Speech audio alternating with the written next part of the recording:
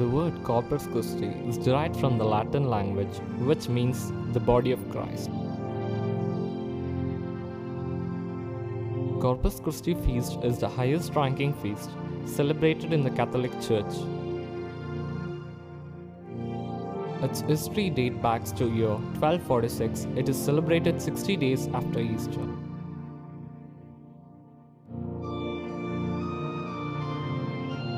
It is a feast celebrated that Christ's real presence in the Eucharist.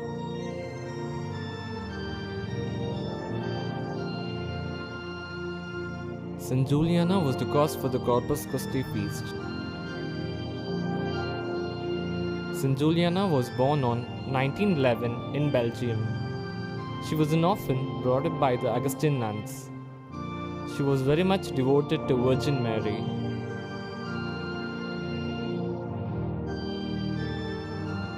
The writings of St. Bernard and St. Augustine draw her closer to Blessed Sacrament. She was cognized as saint in the year 1869 by Pius IX. After her death, a number of miracles occurred through her intercession. In the year 1258, she died before the exposed Blessed Sacrament.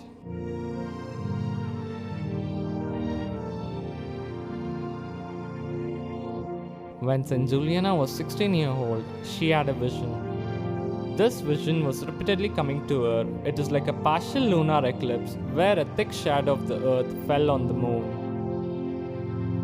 After much prayer, Jesus interpreted her vision. The full moon represents the church on earth and points out the absence of a liturgical feast.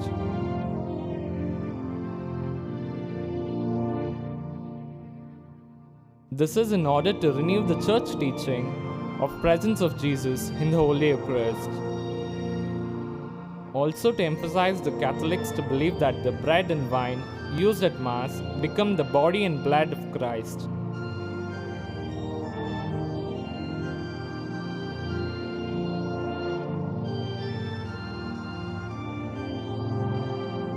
For 20 years, she kept the vision a secret. When she felt the time was right, she expressed a desire to Bishop Robert Torret of Liege to have such a feast established, who after some initial hesitation instituted the Feast of Corpus Christi in his diocese. Several other bishops in the surrounding diocese followed his lead.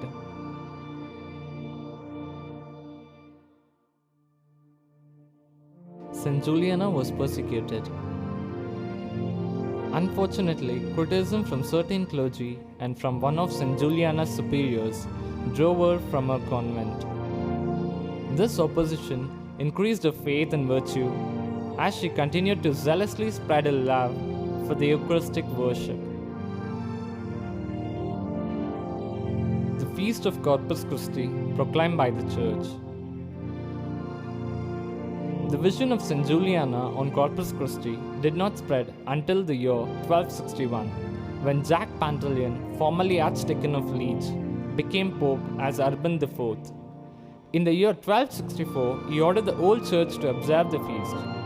His order was confirmed by the Pope Clement V at the Council of Vienne in 1311-12. By the mid of 14th century, the festival was generally accepted, and in the 15th century it became an effect as one of the principal feasts of the Church.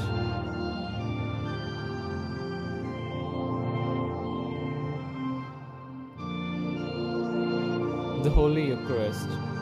On many occasions throughout the history of Catholic Church, God has provided the visible proof of the invisible reality of the real presence of Jesus Christ in the Holy Eucharist.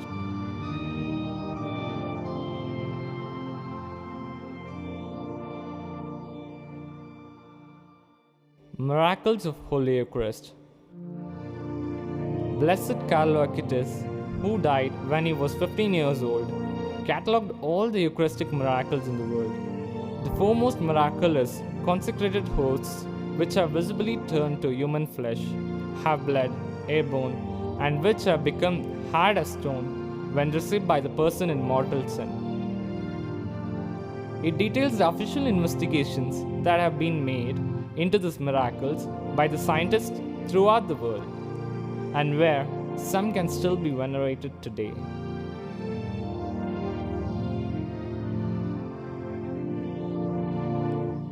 Please visit Carlo's website, The Eucharist, My Highway to Heaven. This website tells of consecrated hosts which are visibly turned to human flesh and have bled.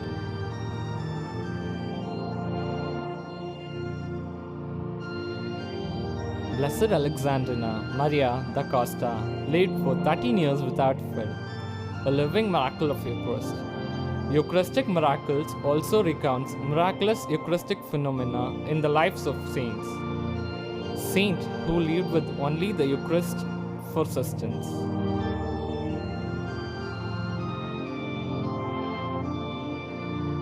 This Portuguese blessed is one who lived from 1904 to 1955, lay crippled in bed from the age of 21 onwards.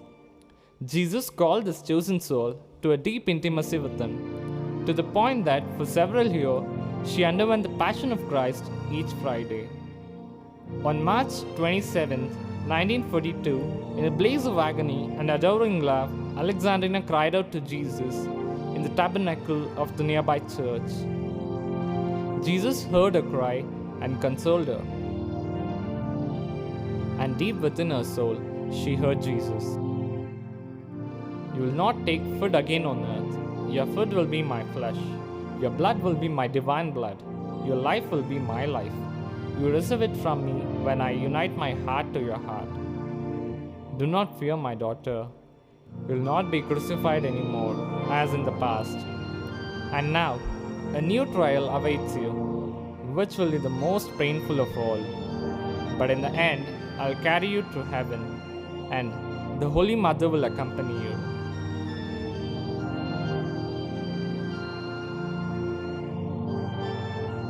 For 13 years of her life, she lived on the Eucharist alone. Many favors has been granted through her intercession.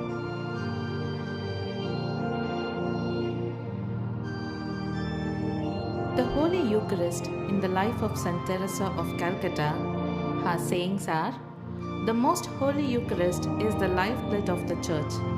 In it, the whole spiritual wealth of the Church is contained, for the Eucharist is the source and summit of the whole Christian life.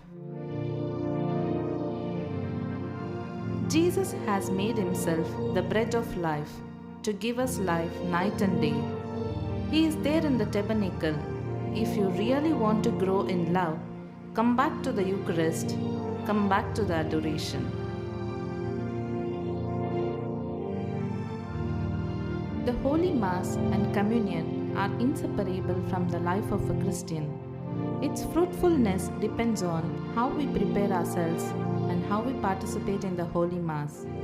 Many saints spend half a day in thanksgiving for the Mass and Holy Communion, while devoting the other half of its preparation. In the sacristies of the Sisters of the Missionaries of Charity all over the world, one can see a little board hanging to remind each priest that he should celebrate each Mass with devotion, freshness, contemplation, and enthusiasm.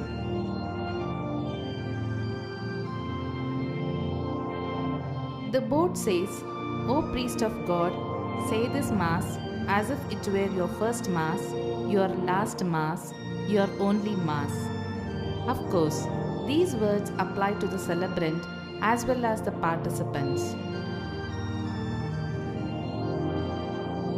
The Word became flesh and came to dwell among us through the Church.